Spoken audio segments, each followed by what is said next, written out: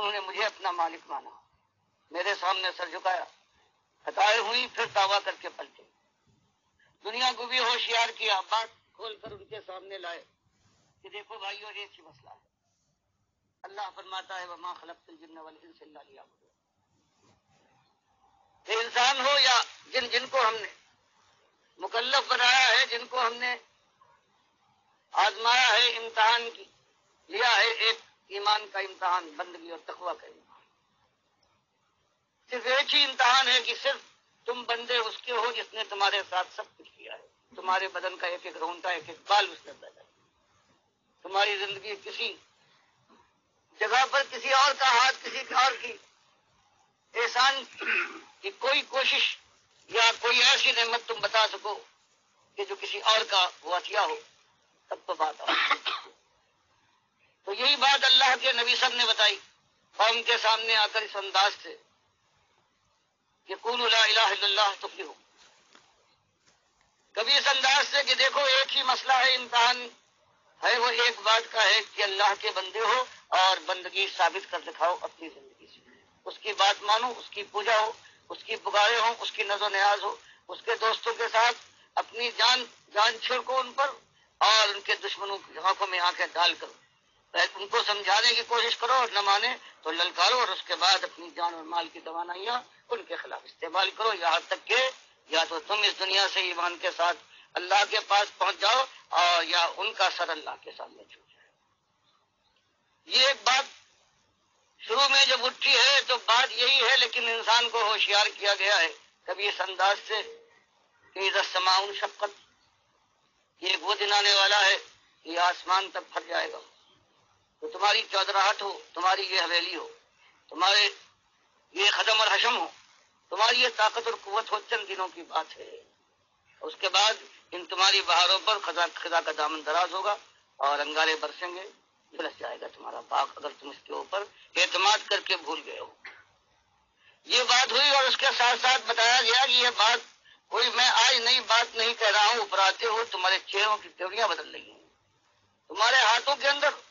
تمہاری رگیں اور تمہارے عضلات تن رہے ہیں، کبھی تمہارے منہ سے گالی نکلتی ہے، کبھی تم خاک اڑاتے ہو میرے اوپر، کبھی گالیاں دیتے ہو، لیکن ان ساری باتوں کے باوجود تمہارے سامنے خیر خواہی کی ایک ہی بات کہتا ہوں، تم سے ایک کوڑی نہیں چاہتا، اور وہ بات یہ ہے کہ الہکم الہ واحد لا الہ الا هو الرحمن الرحیم۔ یہ اصلی بات ہے کہ تمہارا الہ ایک الہ ہے، لا الہ الا، اس کے علاوہ کوئی اور تمہارا الہ نہیں۔ اور عرب جانتے تھے کہ الہ کے معنی کیا ہے، عربوں کو معلوم تھا کہ الہ کے معنی کیا ہے، ان کی زبان تھی۔ الہ وہ ہے جو اختیار رکھتا ہو سارا، جو نفع اور ضر اپنی مٹھی میں رکھے اور جس کے ساتھ چاہے وہ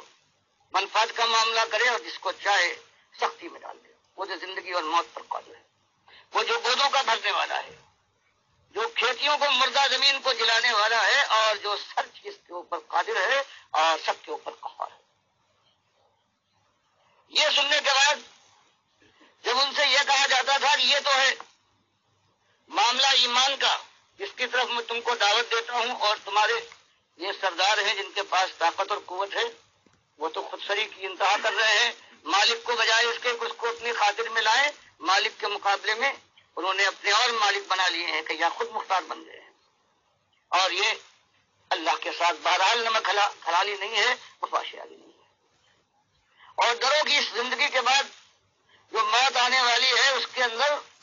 صرف جو فیصلے کا دن آئے گا تو اسی ایک بات پر فیصلہ ہوگا کہ کس نے مالک کا کھانے کے بعد مالک کے سامنے سر جھکایا ہے اور کون نمک حرام رہا ہے۔ یہ بات بڑی ہے۔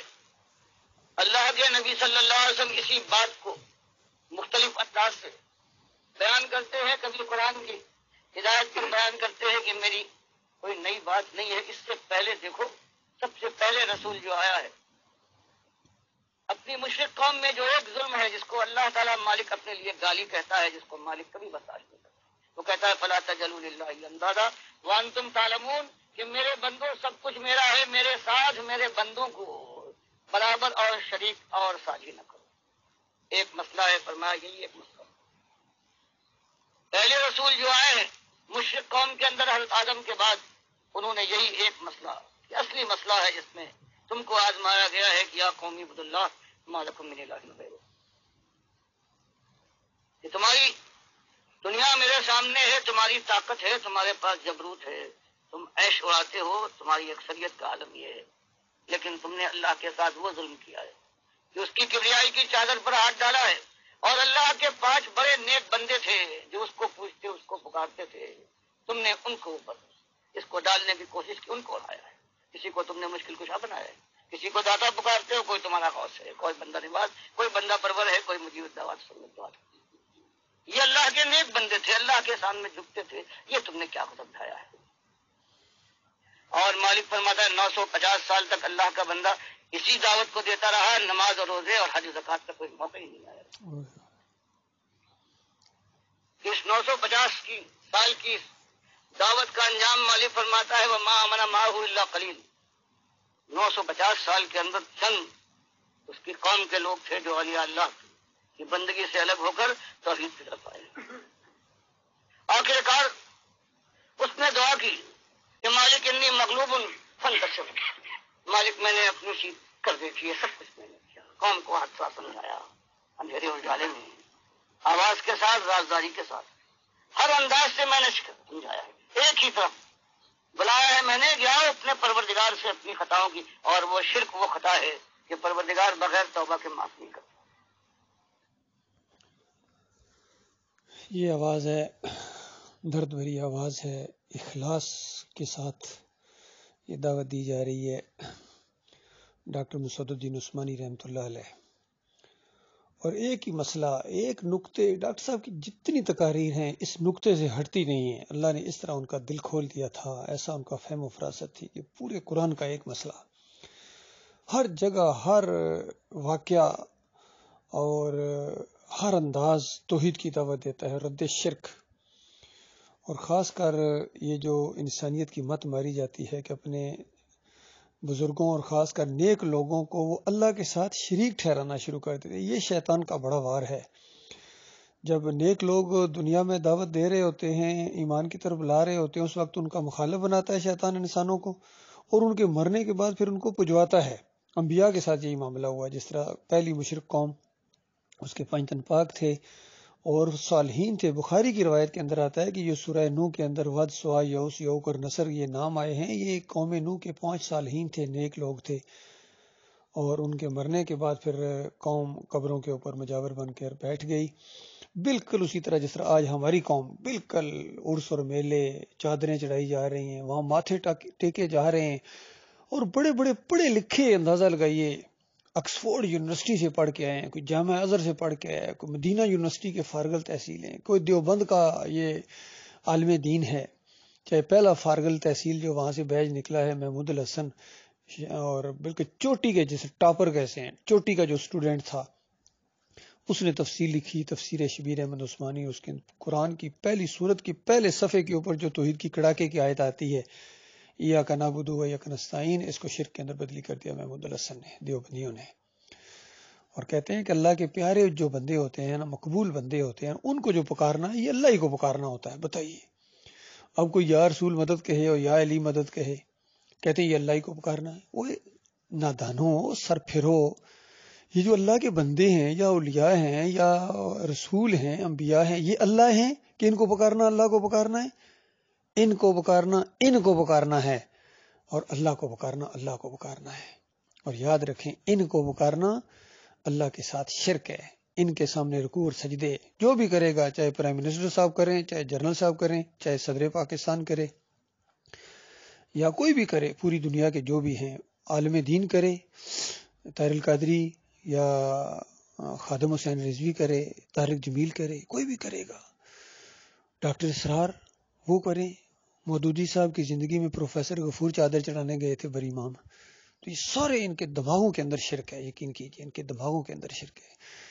اس طرح ہمارے پرائم منسٹر عمران خان صاحب وہاں جا کے ماتھا ٹیکا، پوری دنیا میں یہ بات مشہور ہوئی تھی، ماتھا ٹیکا، جا کے سجدہ کیا، ویڈیو موجود ہے، گوگل کے اوپر دیکھ لو۔ اور بعد میں کسی اینکر نے ان سے پوچھا کہ آپ نے کیا کہ آپ تو دیندار ٹائپ آدمی، ان کا نہیں، یہ سجدہ جو ہے یہ محبت ہے، یہ شرک نہیں ہے، شرک کیسے میں کروں گا، میں کلمہ پڑھنے والا کیسے شرک کرے؟ اور اللہ فرمائے وما یؤمن اکثرهم باللہ الا وهم مشرکون، اکثریت ایمان کا دعویٰ کرنے کے باوجود ہوتے مشرک ہیں۔ خیر یہ تو کوئی عالم دین نہیں ہے، عالم دین کا جب یہ حالت، ان کا کیا قصور ہے پھر؟ مفتی محمود صاحب نے جا کے الیکشن کے دنوں میں علی اجویری کی قبر کے اوپر حلوہ بانٹا تھا، ہمارے جنرل ضیاء الحق صاحب بری امام گئے، اور وہ بھی اسی طرح بھٹو صاحب سونے کے دروازے لگا رہے ہیں جی، ترقی والے پیر کے صاحب جا رہے ہیں جی، نواز شریف صاحب، بے نظیر، سارے کے سارے ایک سے ایک بڑھ کر مشرک، ایک سے ایک بڑھ کر اللہ کا باغی، اور اپنی لڑائیاں لڑ رہے ہیں اور لوگوں کو تاثر دیتے ہیں کہ ہم جہاد کر رہے ہیں پاکستان کے لیے، خالص ان کے پیٹ کا مسئلہ ہے، خالص اقتدار کا مسئلہ ہے۔ مجھے حیرانگی ہوتی ہے، کئی دفعہ ہمارے عمران خان صاحب کہہ دیتے ہیں میں بڑی سب کچھ شاہانہ زندگی بسر کر رہا تھا، مجھے اللہ سب کچھ دے چکا تھا، لوگوں میں بتاؤ کیوں سیاست میں آیا ہوں، میں تمہاری وجہ سے خالص اپنی ذات کی وجہ سے آئے ہیں۔ بالکل جھوٹ بولتے ہیں، یہ ہر باغی اسی طریقے سے کہتا ہے۔ فرعون نے یہ کہا تھا جب موسیٰ علیہ السلام کی دعوت سامنے آئی تو اس نے کہا قوم کے لوگوں، فرعون کہہ رہا ہے قوم کے لوگوں انی اخاف ان یبدل دینکم، مجھے تمہاری فکر ہے، اپنی نہیں، تمہاری فکر ہے، تمہارا دین بدلی کر دے گا، تمہاری فکر کھائی جا رہی ہے۔ حالانکہ حضرت صاحب کو اپنے اقتدار کا خطرہ تھا۔ تو یہی معاملہ ان کا ہے، اپنے اقتدار کی شوق میں آئے ہو، عوام کے لیے کہاں آئے ہو؟ اور اگر عوام کے لیے آئے ہوتے تو عوام کی رہنمائی کرتے، صحیح ایمان عقیدے کی رہنمائی کرتے، خود پہلے ایمان عقیدہ اپنا درست ہوتا آپ کا صحیح، خیر خواہی یہ ہے عوام کی، ان کو جہنم کی آگ سے بچایا جائے، بجائے اس کے کہ یہ جہنم کی طرف دوڑے جا رہے ہیں اور تھپکی دو کہ بالکل صحیح جا رہے ہو، تو بتاؤ کیا خیر خواہی کی آپ نے، کیا قیادت کی؟ یہ تو جہنم کے کنارے کھڑا کر دیا آپ نے ان کو، جو مرتا جا رہا آگ میں، جو مرتا جا رہا آگ میں۔ تو آپ کو بھی دیکھ رہے ہیں، ٹھیک ہے اچھی باتیں بھی ہیں آپ کے اندر، وہ کرپشن ٹھیک ہے نہیں ہوگی، حالانکہ آپ بھی بڑی شاہانہ زندگی بسر کر رہے ہیں۔ اور ظاہری بات ہے غریبوں کی تسلیاں صرف دینے سے تو وہ نہیں آپ کی بات کو مانیں گے، جب آپ اپنی شاہانہ زندگی ان کے سامنے رکھیں گے اور اتنے اتنے بڑے معاملات آپ کے عزیزوں کے، قریبی لوگوں کے اور قریبی دوستوں کے، تو ظاہری بات ہے لوگ مشکوک نظروں سے آپ کو دیکھیں گے۔ تو بہرحال یہ تو دنیا کا معاملہ ہے، لیکن اصلی جو آپ کی کرپشن ہے یہ مذہبی کرپشن ہے، وہاں جا کے سجدہ کرنا، یہ پوری دنیا کے کرپٹ، پوری دنیا کے جو کرپٹ ہیں زبردست قسم کے چور اور ڈاکوؤں کو اگر ان کے ان برے اعمال کو ایک پلڑے میں رکھا جائے اور آپ کا سجدہ ایک پلڑے میں رکھا جائے تو آپ بڑے مجرم ہیں۔ جو بھی کرے گا، میرے کو صرف آپ سے نہیں ہوں، میں یہ کہنا چاہ رہا ہوں کہ آپ اصلاح کریں، اپنی توبہ کریں، ورنہ مرنے کے بعد پھر واپسی نہیں ہے۔ آپ سے بڑے بڑے خیر خواہ، آپ سے بڑے بڑے لیڈر ہو گزرے ہیں، اب وہ واپس نہیں آئیں گے۔ کبھی ان کا بیان سنا ہے؟ اپنے دور کے بڑے لیڈر تھے، بڑے ڈکٹیٹر بھی تھے اور بڑے سمجھے جانے والے، لیکن اب کہاں ہیں؟ آپ نے بھی اسی طرح تاریخ بن جانا ہے۔ لیکن خیر خواہی یہی ہے کہ ایمان عقیدے کی بات کو سمجھا جائے، اس کو اختیار کیا جائے، یہ صحیح معنوں میں آپ کا ایک فیصلہ ہوگا اپنے حق میں، اپنے بیوی بچوں کے حق میں، اہل و عیال کے حق میں، اور پھر اسی کی دعوت دیں پوری قوم کو اور پھر پوری دنیا میں، اس میں خیر آئے گی۔ اللہ تعالیٰ غور و فکر کرنے کی توفیق عطا فرمائے۔